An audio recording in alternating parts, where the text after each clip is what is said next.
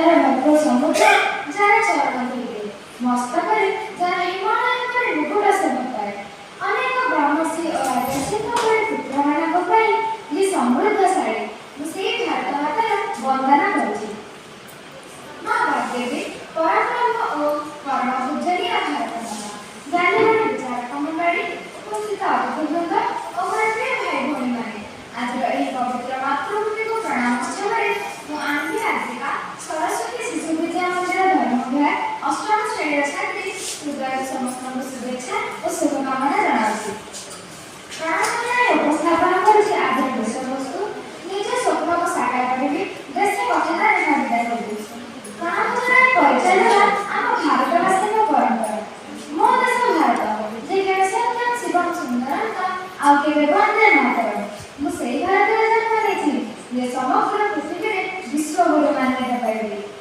ସମଗ୍ର ବିଶ୍ୱକୁ ହିତୋପଦେଶ ଏବଂ କର୍ମଯୋଗ ଶିଖାଇବି। ହେଲେ ଆଜି 28 ତାରିଖ ଆମ ସ୍ୱାଧୀନତା ଦିବସ ପାଳନ କରିବାକୁ ଗଲାବେଳେ ମୁଁ ସ୍ୱପ୍ନ ଦେଖୁଛି ଅଜ୍ଞାନ, ଅଶିକ୍ଷା, ଅତ୍ୟାଚାର ମୁକ୍ତ ଭାରତ, ଯେଉଁଠାରେ ସମସ୍ତଙ୍କ ମନରେ ଥିବ ନିର୍ମଳ ଓ ସମର୍ପିତ ଭାବ, ଯେଉଁଠାରେ ଆଦିବାସୀ ହୋଇଥିବେ ସଚ୍ଚରିତ୍ର, ନୀତିବାନ, ଉନ୍ନତମାନ ଓ ଉଦାରମାନ, ଯେଉଁଠାରେ ଭଗବାନଙ୍କ ବାଣୀ ପ୍ରତିଧ୍ୱନିତ ହେଉଥିବ। ଏହି ସ୍ୱପ୍ନକୁ ସାକାର କରିବା ପାଇଁ ଯଦି ଆମେ ବର୍ତ୍ତମାନରୁ ଉଦ୍ୟମ ଆରମ୍ଭ କରିବା, ତେବେ ଏହା ନିଶ୍ଚିତ ଭାବେ ସଫଳ ହୋଇପାରିବ। ଜନସମାଜର ଏକ ଅଭିନ୍ନ ଅଙ୍ଗ ଆମ ପରି ଛାତ୍ରମାନେ। ଛାତ୍ରମାନେ ହିଁ ଦେଶର ଭବିଷ୍ୟତ, ଏହାକୁ ଅସ୍ୱୀକାର କରାଯାଇପାରେ ନା, ଯାହାର ଉଦାହରଣ ଇତିହାସ କରେ।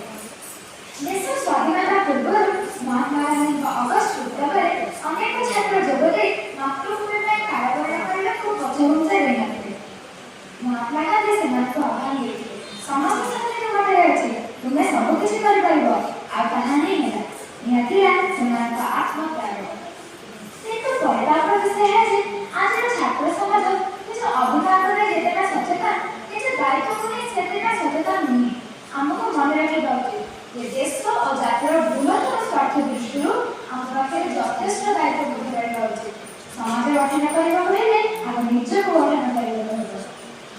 ଏହି ଧାରଣା ଆମମାନଙ୍କ ମଧ୍ୟରେ ଆଣିବାକୁ ହେଲେ ମହାପୁରୁଷମାନଙ୍କ ପଦାଙ୍କ ଅନୁସରଣ କରିବାକୁ ହେବ। ସାଧୁର ଜୀବନ ଦରପଣା ଧରି ଗଢ଼ିବ ଆମ ଜୀବନ, ସେହି ଆଦର୍ଶ ମଧୁର ପରଶ ହେବ ମହତା କାଳ। ସାଧୁର ପଦାଙ୍କ କାଳମରୁ ବକ୍ଷେ ଅଟେ ଧ୍ରୁବ ତାର ସରି, ଲକ୍ଷ ଲଠିକାରେ ପ୍ରଫୁଲ୍ଲ ଅନୁସାରେ ବାହିବୁ ଜୀବନ ପାଇ। ଏଣୁ ପୂର୍ବମଣ୍ଡଳ ସଦୃଶ ପାଠ୍ୟପୁସ୍ତକରେ ନିଜ ଜ୍ଞାନକୁ ସୀମିତ ନ ରଖି ବିପୁଳତା କଳା ଓ ଜ୍ଞାନର ଉପଯୋଗ କରିପାରିଲେ ଛାତ୍ରମାନେ ଏକ ନୂତନ ଦିଗନ୍ତ ସୃଷ୍ଟି କରିପାରିବେ। ସାଧନା ହିଁ ସଫଳତାର ଚାବିକାଠି। ଏଣୁ ମହାପୁରୁଷମାନେ କହିଛନ୍ତି ସଫଳତା ଗୋଟିଏ ଦିନରେ ମିଳିବନି, ଗୋଟିଏ ଦିନ ନିଶ୍ଚୟ ମିଳିବ। ଆଉ ଛାତ୍ର ଜୀବନରେ ସାଧନାର ପ୍ରକୃଷ୍ଟ ସମୟ। ସାମାଜିକ ଜୀବନରେ ପରସ୍ପର ମଧ୍ୟରେ ସ୍ନେହ, ସୌହାର୍ଦ୍ଦ୍ୟ, ସହଯୋଗ ଏକାନ୍ତ ଆବଶ୍ୟକ ବୋଲି ଉପଲବ୍ଧି କରି ଜଣେ ଛାତ୍ର ପ୍ରାରମ୍ଭରେ ନିଜକୁ ପ୍ରସ୍ତୁତ କରିବା ଉଚିତ। କଥାରେ ଅଛି, ସ୍ୱପ୍ନ ଦେଖୁଥିବା ଲୋକକୁ ରାତି ଭଲ ଲାଗେ, କିନ୍ତୁ ସ୍ୱପ୍ନକୁ ସାକାର କରିବାକୁ ଚାହୁଁଥିବା ଲୋକକୁ ଦିନ ଛୋଟ ଲାଗେ। ଏଠାରେ ଯଦି ଛାତ୍ର ସମାଜର ମୋ ପରି ସ୍ୱପ୍ନ ସାକାର କରିବା ଉଦ୍ଦେଶ୍ୟ ରହେ, ତେବେ ଭାରତ ପରି ବିଶାଳ ଦେଶରେ ଏକ ସୁନ୍ଦର ଓ ସୁସ୍ଥ ସମାଜର ପରିକଳ୍ପନା କରାଯାଇ ଏହାକୁ ନିଶ୍ଚିତ ଭାବେ ସାକାର ରୂପ ଦିଆଯାଇପାରିବ। ଏହା ହିଁ ପ୍ରତ୍ୟେକ ଛାତ୍ରର ପୂର୍ଣ୍ଣ କର୍ତ୍ତବ୍ୟ ବୋଲି ଆଜି ଦିବସରେ କାମନା କରି ମୋର ବକ୍ତବ୍ୟ ଶେଷ କରୁଛି। ଧନ୍ୟବାଦ।